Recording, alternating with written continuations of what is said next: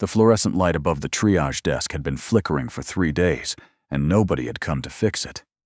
Harold Voss noticed things like that. It was an occupational habit, maybe, or just the kind of mind he had, one that cataloged small failures before it cataloged anything else. He was sitting in the waiting area of the Stonebridge General Emergency Department at 9:40 on a Tuesday evening, not because anything was wrong with him, but because his daughter had called in a panic about her knee, and he had driven 40 minutes from Kenora to be there. He was wearing his work shirt, the gray one with the Voss Mechanical logo on the chest that Sandra had embroidered herself years ago. The logo was faded now. The shirt was soft from too many washes. He had not thought to change before he left. Abby was behind the curtain with a nurse and had told him twice that she was fine, that he didn't need to stay. He stayed anyway. He had a paper cup of bad coffee and a magazine from 2 years ago, and he was content in the way that people who don't need much to be content usually are. That was when he heard it, the voice from the next section of chairs, high and sharp, and carrying the kind of edge that made the other people in the waiting room go still. I said that's not how I reserved it. I reserved the accessible vehicle. That's the whole point of the reservation system. The man speaking was maybe 35, in a jacket that probably cost more than Harold's truck payment, with the posture of someone who had never once second-guessed whether he belonged somewhere. He was standing over a woman in a wheelchair, and even from across the room Harold could see the way her shoulders had drawn up, not in anger, but in the particular, exhausted way of someone who had been through this kind of scene before and knew that arguing back would only make it longer.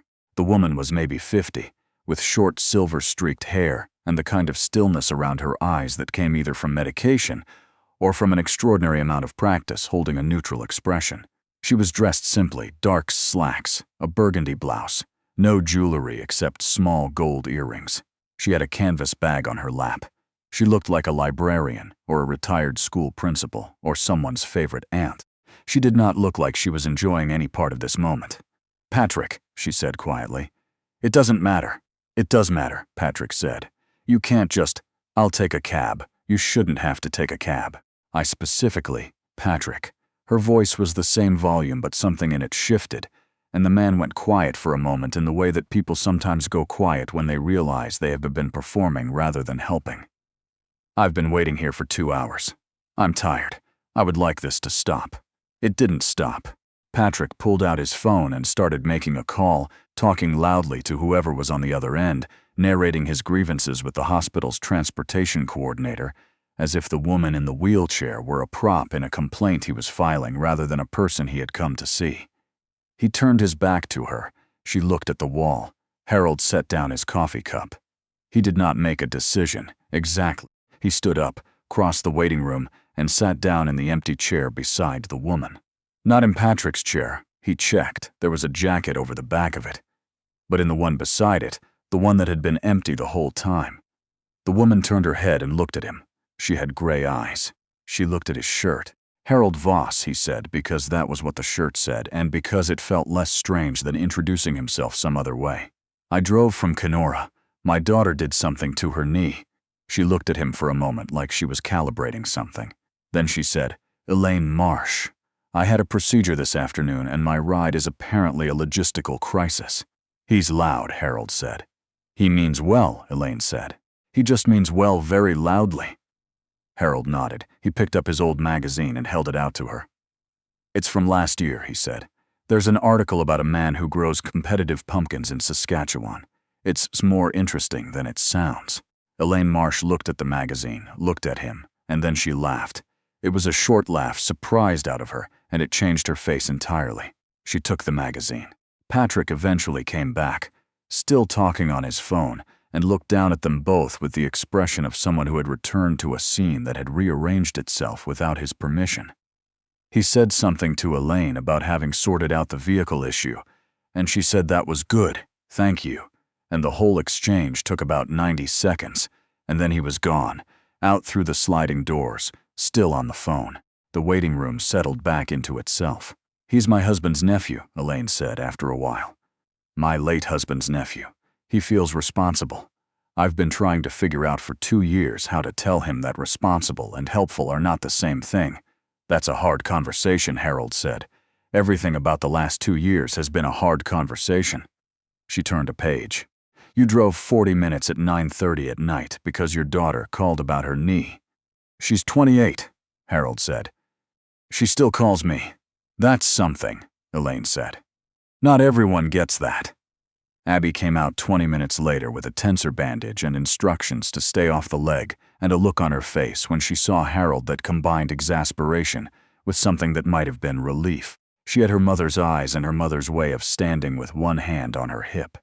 Harold introduced her to Elaine and Abby, who was too tired and too sore to be fully on guard, said it was nice to meet her, and then said to Harold, "You're impossible to leave alone anywhere, do you know that?" Harold said nothing. He helped Abby to the car. When he came back for his jacket, Elaine was still there, the magazine folded in her lap, looking at the flickering light. "They haven't fixed that?" he said. "Not since I got here." She paused. "Your shirt says Voss Mechanicala. It does electrical too?" "When it needs doing," he said. She said nothing for a moment. Then, "I'm not going to ask you to fix the hospital's light." "I know," Harold said. "Good night, Miss Marsh." "Good night, Harold Voss," she said, and she said his name like she was making a note of it. He thought about her on the drive back, not romantically, or not entirely, but in the way you think about a person who seemed, somehow, more complete than most people you meet in waiting rooms. She had been embarrassed by Patrick, and she had not performed the embarrassment.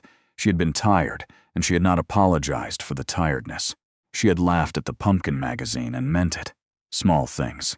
But Harold had found, over 61 years, that small things were usually the accurate things. He did not expect to see her again.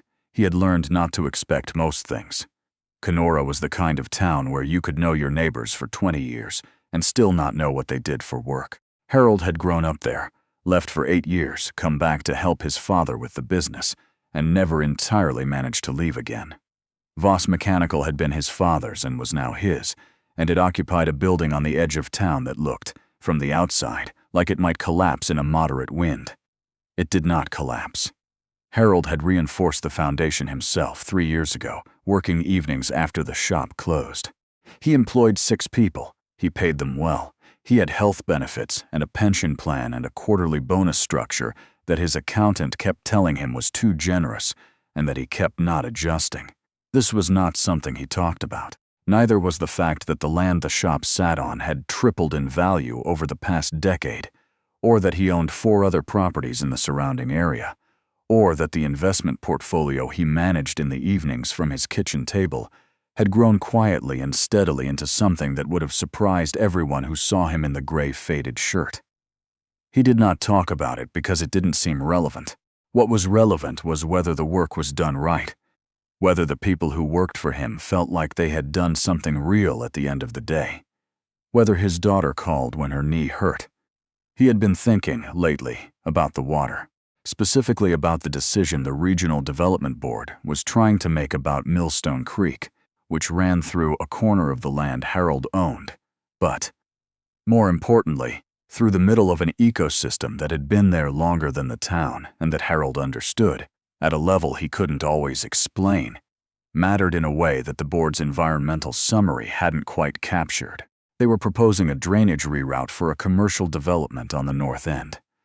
The development would bring jobs, the proponents said.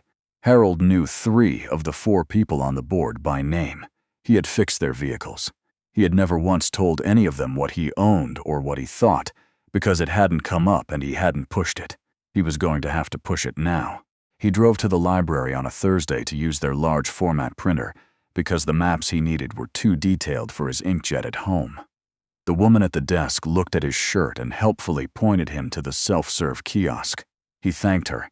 He knew where the kiosk was. He had donated the library's current kiosk 3 years ago through a numbered company because the old one had been broken for 8 months and nobody seemed to be in a hurry to fix it.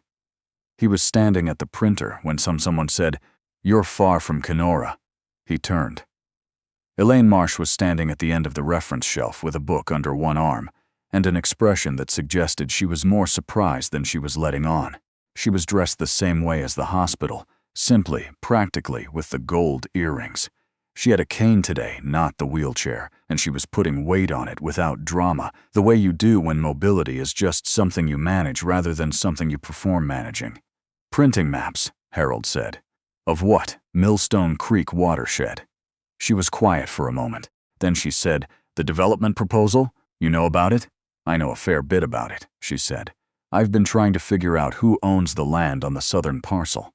The public records are indirect." Harold printed his last map and squared the pages. He said, "I own the southern parcel." Elaine looked at him. He looked back. The library was quiet around them, the way libraries are quiet, not empty but hushed with the sound of pages and the particular kind of air that accumulates around a lot of books. "I thought you fixed engines," she said. "I do," he said. "I also own some land." "Some land," she repeated. He offered her a coffee. There was a place across the street that he liked because the chairs were solid and the coffee was not trying to be anything other than coffee. She came with him, and they sat for 2 hours, and he showed her the maps, and she showed him, on her phone, a report she had commissioned 8 months ago from an environmental consulting firm about the downstream effects of the proposed drainage reroute. The report was thorough. It was also, Harold noted, not available in the public record for the board. "Why hasn't this been submitted?" he said. "Because I wasn't sure it would matter," Elaine said. "The board has 2 members who have already publicly supported the development. A report is just a document unless someone at the table can make them take it seriously." "Is that what's needed?" Harold said. "Someone at the table?" She looked at him the same way she had looked at him in the hospital waiting room, calibrating. "I run the Marsh Conservation Foundation," she said.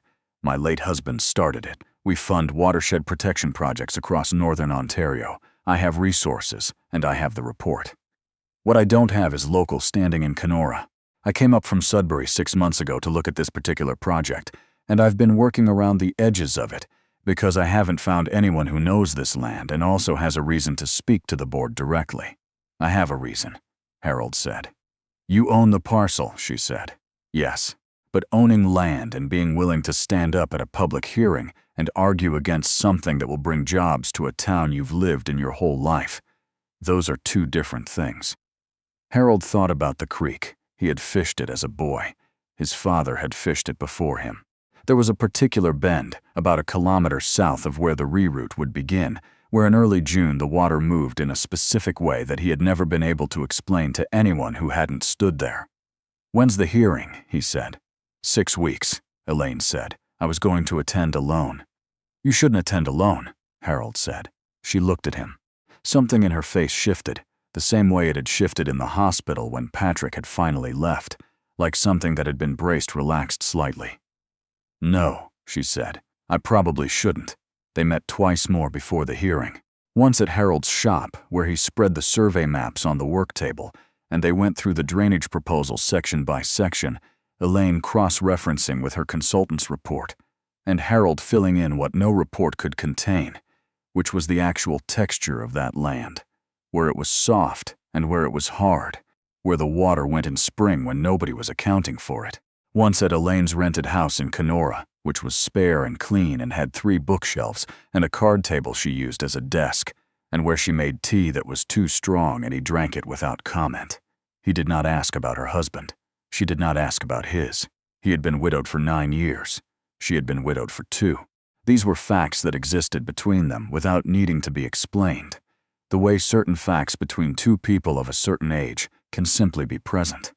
He noticed that she moved through a space very efficiently. She had a particular way of anticipating distance and angle that came from years of navigating with a mobility aid, and watching it made Harold aware of all the small frictions in his own shop, the door that opened the wrong way, the step into the side office that he had always meant to fix. He fixed the step. He did not mention that he had fixed the step. She noticed. She said nothing. The hearing was on a Wednesday in March. The town hall was fuller than Harold had expected. The development proposal had been covered in the local paper twice, and both times the coverage had focused on the jobs numbers. He knew several people in the room. He had fixed most of their vehicles at some point. He sat in the 3rd row in his gray shirt.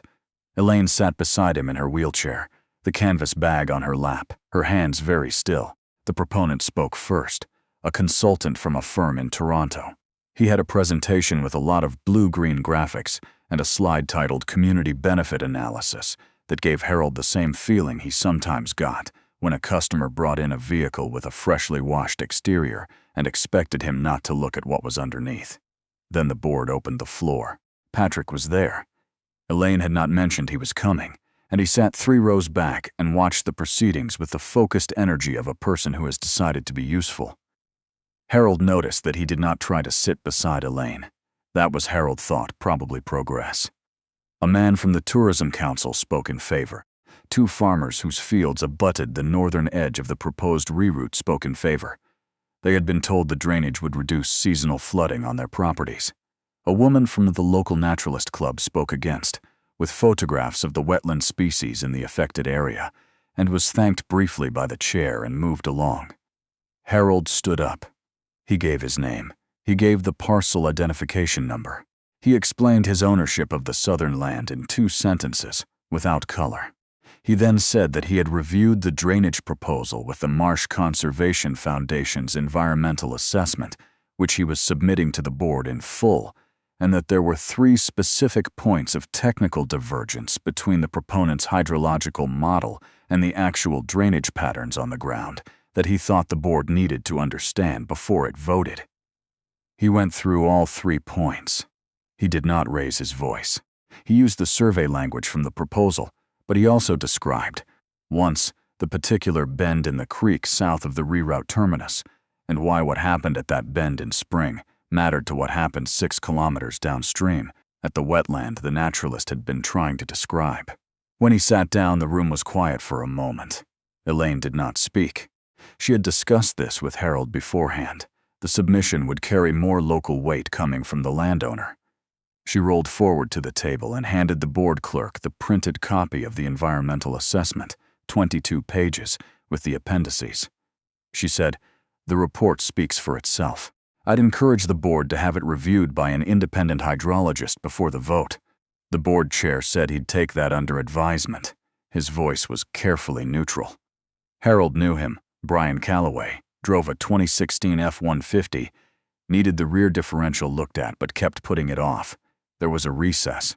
In the foyer, the Toronto consultant found Harold and said, pleasantly, that the concerns he'd raised were interesting, but that the model had been peer-reviewed. And Harold said that was good to know, and asked which firm had done the review, and wrote down the name in a small notebook he kept in his breast pocket. The consultant watched him write it down and said nothing further. Patrick materialized at Elaine's shoulder with a coffee he had apparently found somewhere. She accepted it without surprise, which meant, Harold thought, that he was learning. "You were good," Elaine said to Harold. "I said what needed saying," Harold said. "People don't always do that," she said, "even when they know what needs saying. Especially then." He thought about that on the way back to his truck. He thought about how she had said it, not as a compliment exactly, but as an observation, a thing noticed and recorded, the way she seemed to record everything around her. The board did not vote that night. They tabled it for review, which was not a rejection but was not an approval either, and the Naturalist Club was quietly pleased and the Toronto consultant left without speaking to anyone else, and Harold drove home and sat at his kitchen table with a cup of tea and the survey maps still spread out from the night before. 3 days later, his phone rang. It was a number he didn't recognize, which he almost didn't answer. "I heard back from the independent hydrologist," Elaine said. "She found 2 additional points of concern in the model. The board has asked the proponent to revise and resubmit." Harold said that was good. "It might not be enough," she said. "The revision could smooth over the concerns without addressing them." "Then we read the revision carefully," Harold said. There was a pause. He heard, somewhere in the background of wherever she was calling from, the sound of a kettle. "I'm going to be in Kenora through June," she said. "The Foundation is expanding its Northern Ontario work. There are 3 other watershed sites I'm assessing. Millstone isn't the only one in trouble," Harold said. "It's not even close to the only one," Elaine said. "I could use someone who knows the land, not just the maps. Someone who knows what the maps don't say."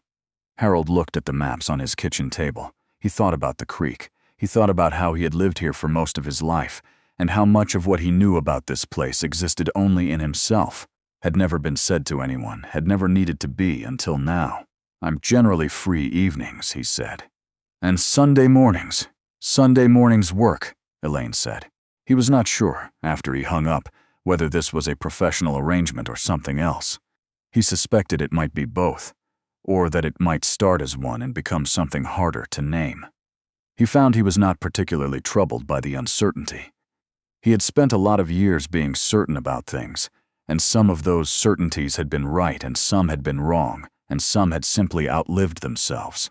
What he knew was this: the creek was still there. The bend was still there. Someone who understood why it mattered was coming back in the spring to look at 3 more sites, and she had a report and he had the maps, and neither of them, it turned out, should have been attending any of this alone. He straightened the maps. He turned off the kitchen light. Outside, the first of the season's ice was letting go on the lake, making the low, deep sound it made when it shifted, a sound that meant nothing was broken, only changing, the way things that have been held in place by cold sometimes do when the temperature finally, slowly, begins to ease.